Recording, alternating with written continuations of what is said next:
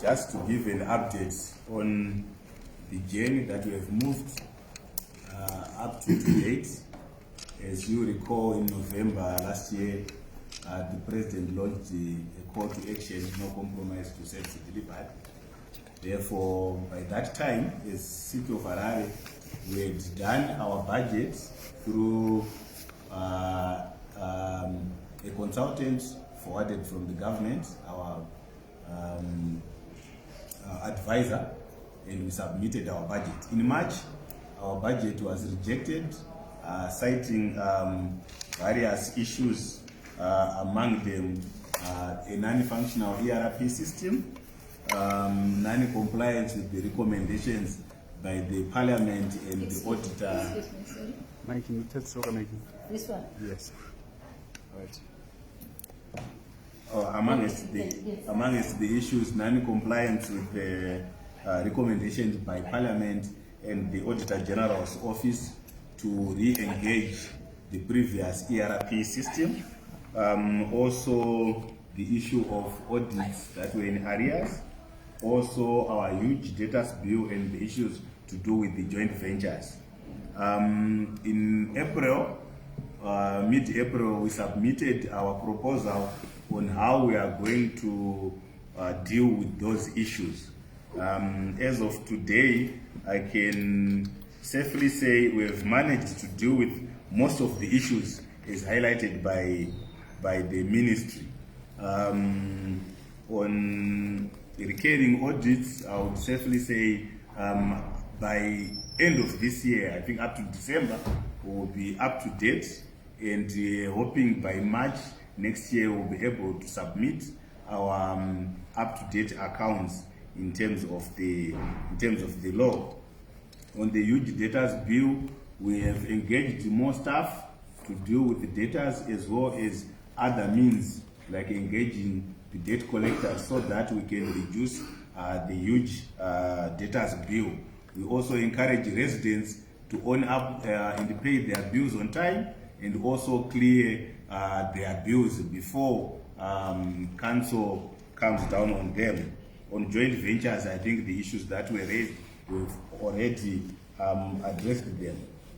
On the ERP system, the ministry it said we have not complied with the Auditor General's recommendation to re-engage the previous ERP system, and therefore we did likewise. On April 30th, we had a special council here where we resolved to re-engage the previous ERP system, which is Cllr Associates, the implementers of BIQ. I would safely say up to today, BIQ is on site. We've just come out of a meeting with them where they were giving us an update.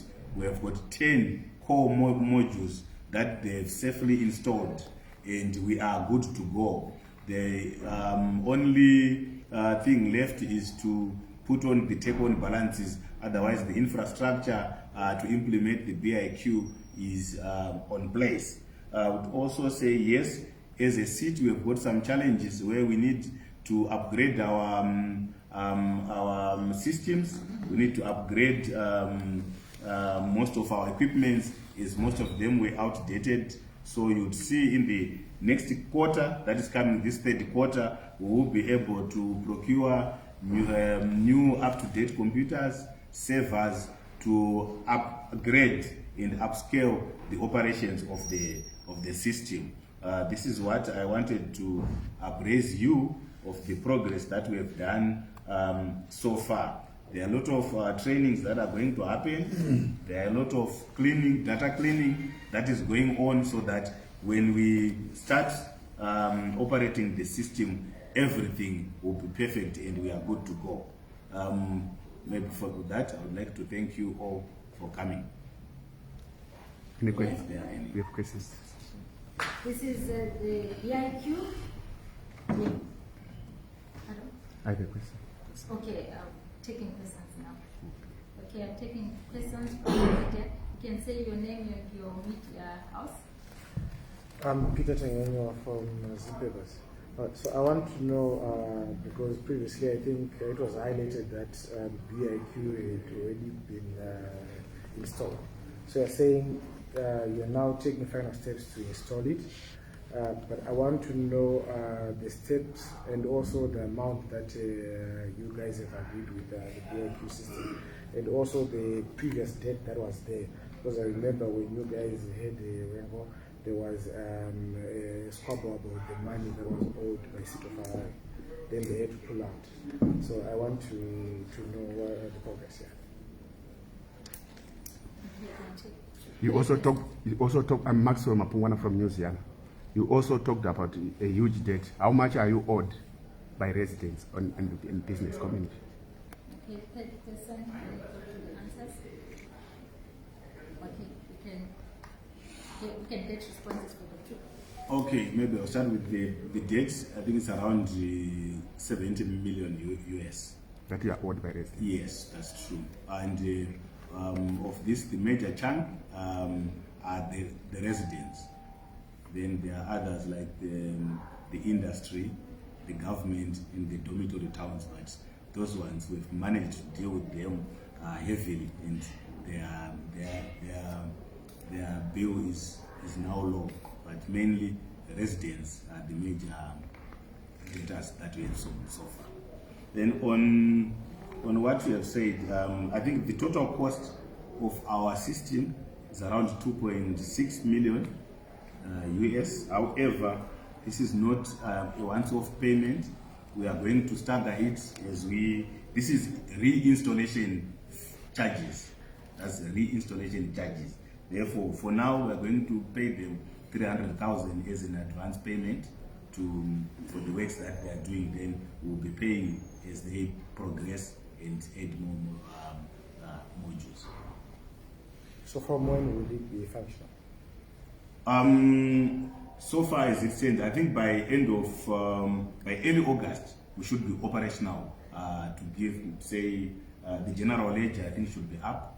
Then other general ledger and the receipting, accounts payables, inventory, procurement, payroll, budgeting, asset register, and bank reconciliation. However, they'll be doing in stages, but other modules will be done concurrently. Yes. So we are hoping, our target is to make sure that by January 2025, we should be IPSAS compliant. That's our target. So as we go, then we will be making sure we are on track in terms of implementing and becoming IPSAS compliant as per government requirement. Yes. All right, thank you so much. We are quite shaky for this effort today. One of the maybe concerning issue, maybe as my residents, is how are you managing without, like, we are in a digital world whereby ERP is very essential, is very important. So how are you managing without an ERP? Okay. I'll give my IT guy to explain some, but it's not like we don't have completely. It's not like we are operating on nothing. We have had a system that we are operating with. However, its ability is slow. You see, the system is a bit slow and also cannot capture data to the magnitude that we would want as a city. That's why you see we have been able to bill, we have been able to receipt. However, there were issues around complaints to say the billing is not accurate and stuff. However, we encourage those who feel their bill is not accurate, they are free to approach our revenue offices or even come to townhouse, and those can be rectified or explained to them if there is any case. Thank you very much for that question. As the Chairman Mande has explained, we do have an ERP system which is functioning, but it has some challenges that it has. But we are able to produce bills, we are able to do our accounts, to submit our accounts using the current ERP that is there.